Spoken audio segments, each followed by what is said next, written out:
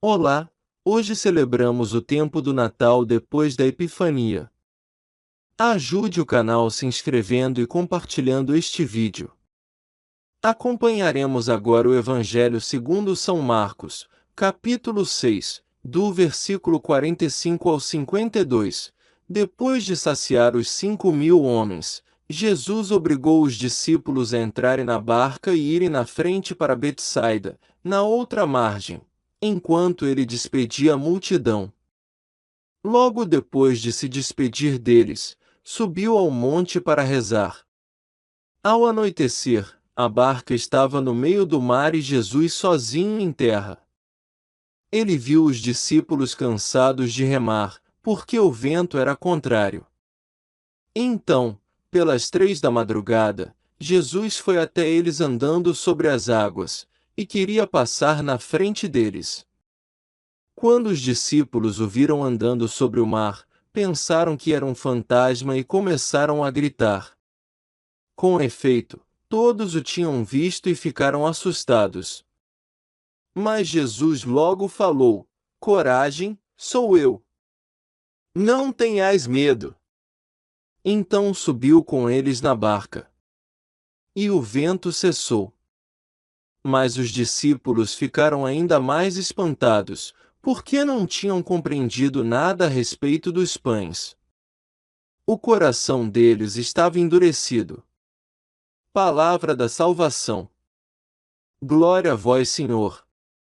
Amados irmãos e irmãs, este é um momento especial em que Jesus demonstra, mais uma vez, a sua divindade e seu imenso amor por nós. Após a multiplicação dos pães, ele envia os discípulos para Betsaida enquanto retira-se para orar. São Marcos narra um feito extraordinário. Os discípulos, enfrentando ventos fortes em uma maré agitada, veem Jesus caminhando sobre as águas. A primeira reação deles é de terror, pois pensam se tratar de um fantasma. Mas Jesus imediatamente os acalma com sua voz suave e poderosa, dizendo: Coragem, sou eu. Não tenhais medo.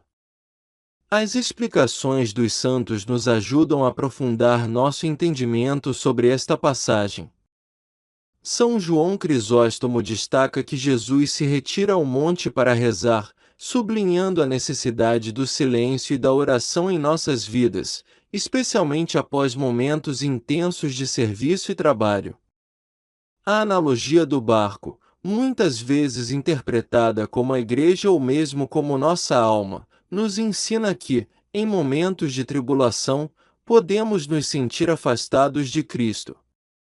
Teofilacto explica que Jesus permitiu que seus discípulos se debatessem contra o mar turbulento como uma lição de paciência e confiança em Deus. Ele está sempre atento às nossas lutas, mesmo quando parece que estamos sozinhos. Santo Agostinho lembra-nos que Jesus, andando sobre as águas, revela que todas as leis da natureza estão sob seu comando. Este ato não é apenas um milagre físico, mas uma afirmação de que ele é verdadeiramente o Filho de Deus, autor de todas as coisas. Em momentos de dificuldade, quando os ventos são contrários e a noite parece interminável, nunca devemos esquecer que Jesus está sempre a caminho do nosso barco, pronto para entrar e nos trazer sua paz. São João Paulo II, em suas reflexões, nos encoraja a reconhecer a presença de Cristo nas tempestades de nossas vidas. Ele nos ensina que a confiança em Deus deve ser a âncora que nos segura. Papa Bento XVI nos leva a refletir sobre a transformação do medo em confiança. Embora inicialmente os discípulos temessem a figura de Jesus nas águas, sua presença se transforma em consolo. Esta é uma metáfora para o nosso cotidiano. Muitas vezes, aquilo que nos assusta pode se tornar uma fonte de paz quando acolhido com fé. O Papa Francisco nos desafia a sermos discípulos corajosos e confiantes. Ele nos lembra que a chamada de Jesus para não termos medo ressoa através dos séculos, ecoando para todos os cristãos que enfrentam desafios. Ele nos convoca a viver esta confiança, reconhecendo Jesus nas periferias do mundo e em nossas próprias vidas. Em conclusão, o Evangelho de hoje é um apelo à fé total e inabalável.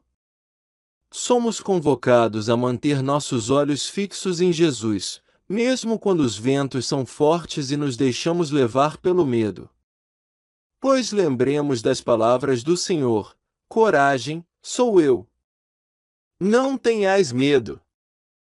Que possamos, a exemplo dos discípulos, entender o verdadeiro significado destes milagres e permitir que nossos corações sejam transformados pela graça de Cristo. Ao meditarmos sobre esta passagem, somos chamados não apenas a admirar os feitos de Jesus, mas a permitir que a sua presença transforme nossas vidas, acalmando nossas tempestades internas e sempre nos guiando para o porto seguro de sua paz. Até amanhã!